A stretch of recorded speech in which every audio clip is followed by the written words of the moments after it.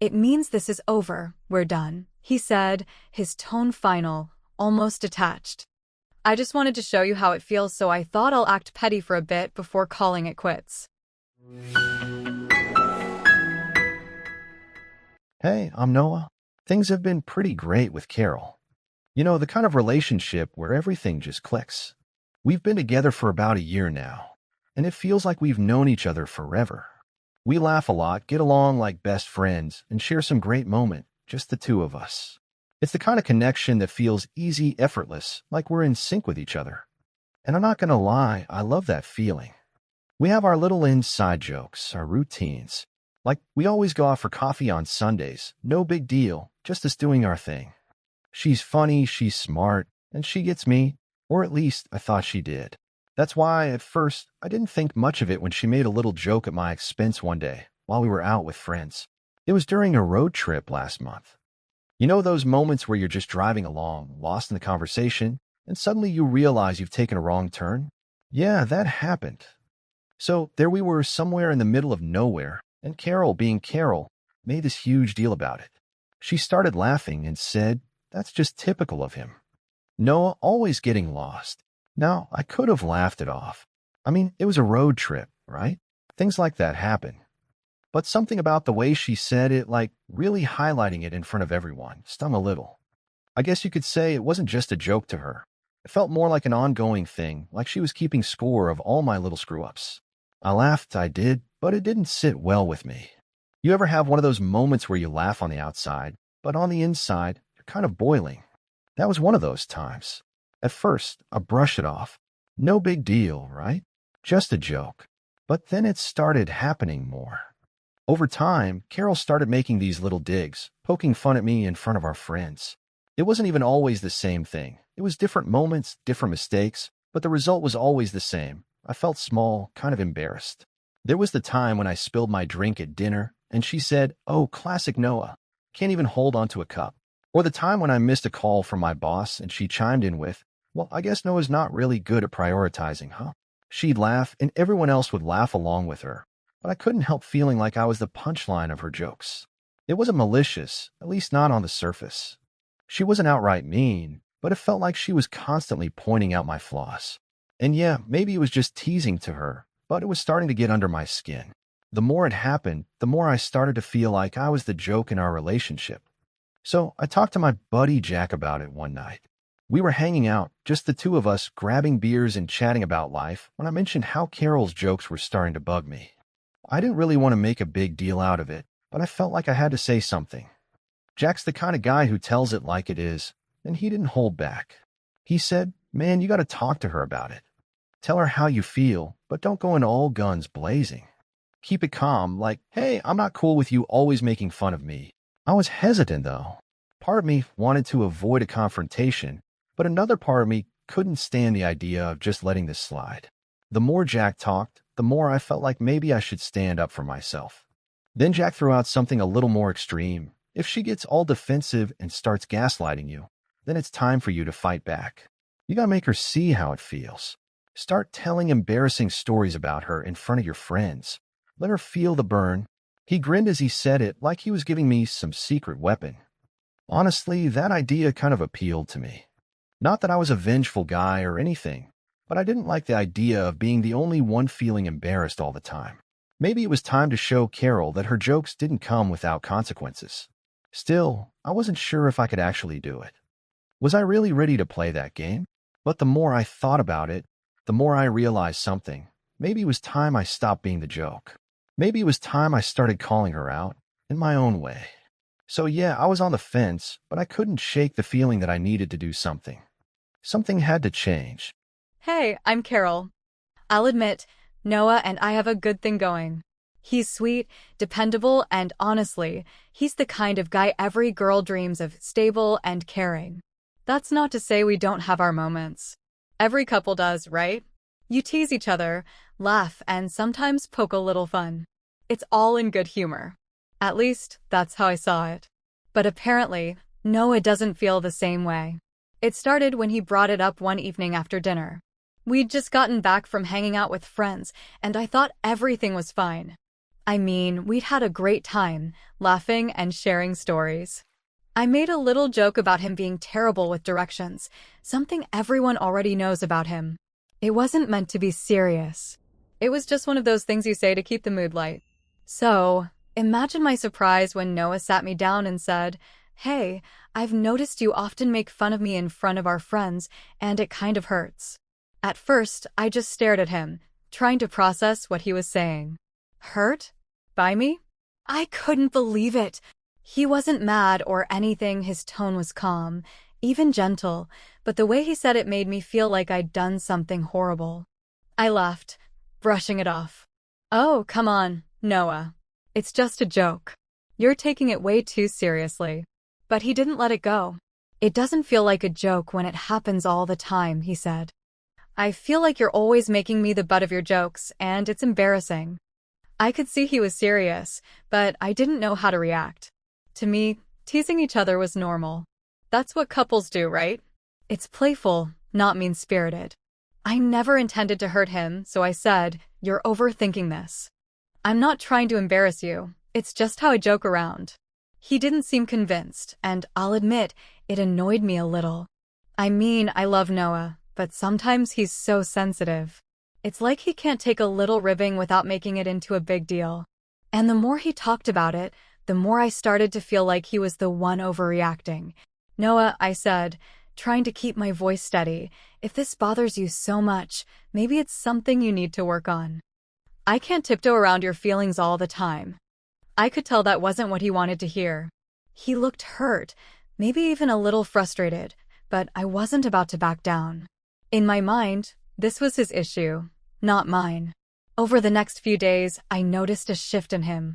He was quieter, more reserved, like he was walking on eggshells around me.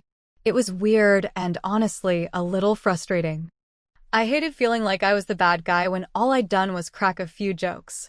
Still, I didn't stop. When we were alone, I'd make little comments here and there, not thinking much of it. Like when he spilled coffee on the couch, I said, "Seriously, Noah? Do you need a sippy cup?"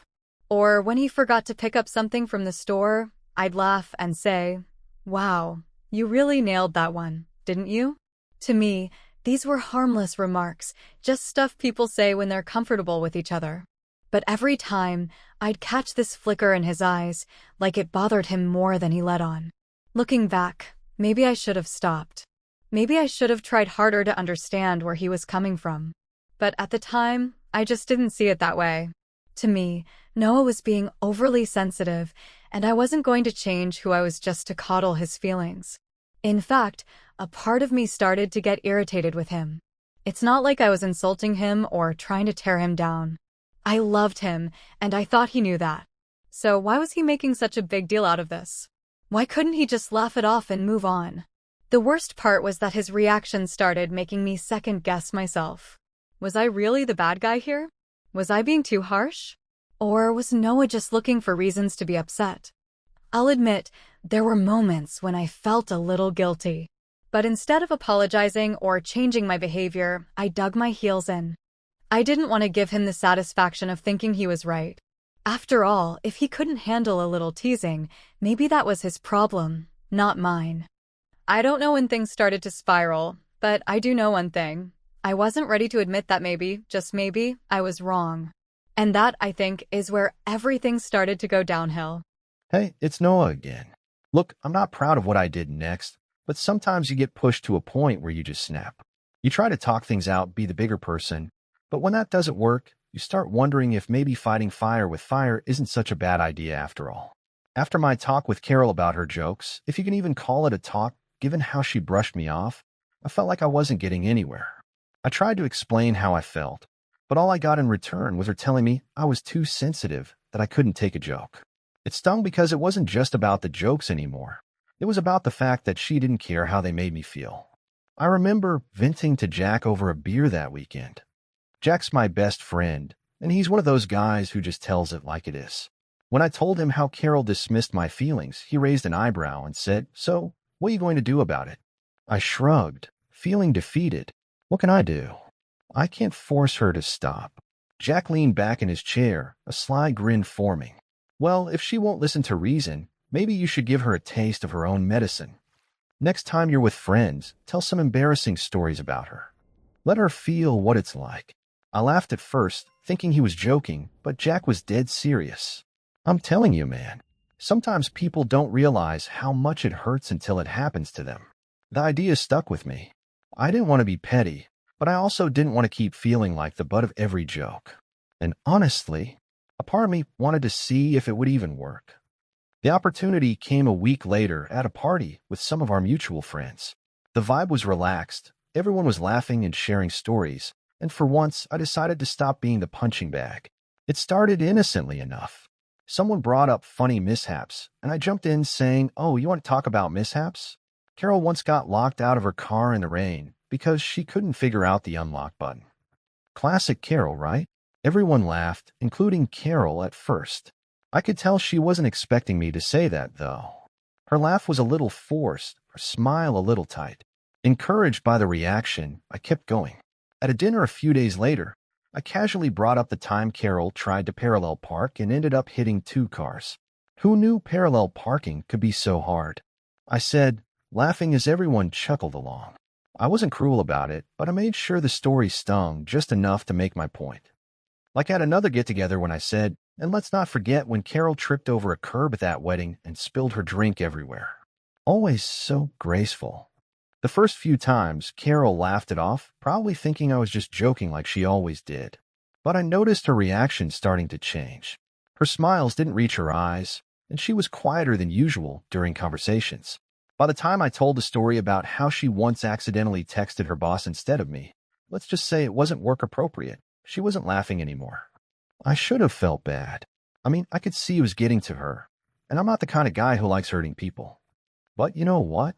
For the first time in a long time, I felt like I had the upper hand.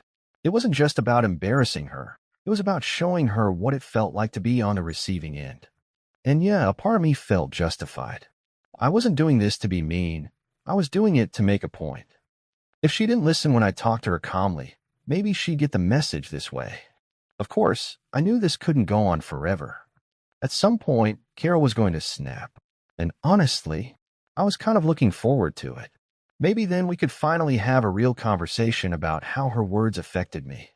But until that moment came, I was done being the punchline. If she wanted to joke at my expense, she'd have to learn to take it too. It's Carol. I've been holding this in for a while now, but I can't anymore. Things between Noah and me? They're a mess, and it all started with these stupid jokes. I didn't mean for it to get this far. I really didn't. My jokes about Noah were just that, jokes. At least, that's how I saw them. I thought they were lighthearted, something everyone could laugh about, including him. But then Noah started flipping the script, and suddenly, I was the one on the spot. The first time he made a crack about me at a party, I laughed it off. I mean, it was a little embarrassing, sure, but I figured he was just teasing me back. That's normal, right? But then it kept happening. The story about me getting locked out of my car? Fine. The parking mishap? Whatever. But when he brought up the text I accidentally sent my boss, that was crossing the line. I smiled through it because, honestly, what else could I do in the moment? But inside, I was fuming. It wasn't just the stories themselves, it was how deliberate they felt. Noah wasn't just teasing me, he was targeting me. And the worst part? Everyone was laughing along with him, just like they used to laugh at my jokes about him. The difference was I never meant to hurt him. At least, I didn't think I did. But maybe I was wrong about that. Last night was the final straw. We were out with friends, and Noah brought up the time I tripped at a wedding and spilled my drink all over myself. He even mimicked the way I flailed my arms. Everyone laughed, and I felt my face burn. I couldn't hold it in anymore. This is just ridiculous, Noah. I snapped, my voice louder than I intended. Heads turned, and I could feel everyone's eyes on me. Why are you acting so petty? This is beneath you. Noah didn't flinch. He just looked at me with this cold, detached expression. You think I'm the problem? He said, his voice calm but cutting. Maybe you should stop running your mouth and start thinking about how this feels. I was stunned. Excuse me? I shot back, my voice shaking. You're humiliating me, Noah. I never did anything like this to you. I thought you were better than this. He let out a short, humorless laugh. You never did anything like this to me? Are you serious, Carol? Do you even hear yourself? I opened my mouth to argue, but the words wouldn't come. My mind was racing, trying to come up with some kind of defense, but all I could feel was this overwhelming mix of anger and shame. This is unbelievable, I finally managed, almost breathless. I couldn't believe he was turning this around on me. Noah just shook his head, his face unreadable. Then, without another word, he raised his middle finger at me. Right there, in front of everyone. No apology, no hesitation, just pure defiance. You dish it out, you better be able to take it, he said flatly. I glared at him, my voice trembling with anger. What's your problem, Noah? You're being ridiculous. He turned to face me fully, his expression cold and unyielding. My problem, Carol? My problem is that you never listened. Not when I tried to talk to you, not when I told you how much it hurt, and definitely not now. I'm done trying to get through to you. His words hit me like a slap. You're done? What does that even mean? It means this is over, we're done, he said, his tone final, almost detached. I just wanted to show you how it feels, so I thought I'll act petty for a bit before calling it quits. I opened my mouth to respond, to argue, to plead anything, but the words wouldn't come. He just stood there for a moment, as if to let it sink in, then turned his back to me and walked out the door. It wasn't just an exit. It was a full stop. No room for debate, no chance for reconciliation. It was over, and Noah made sure I knew it.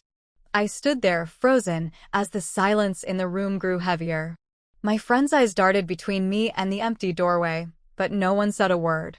The humiliation burned hot in my chest, but beneath it was something worse, an ache that told me I'd pushed too far, and this time there was no coming back.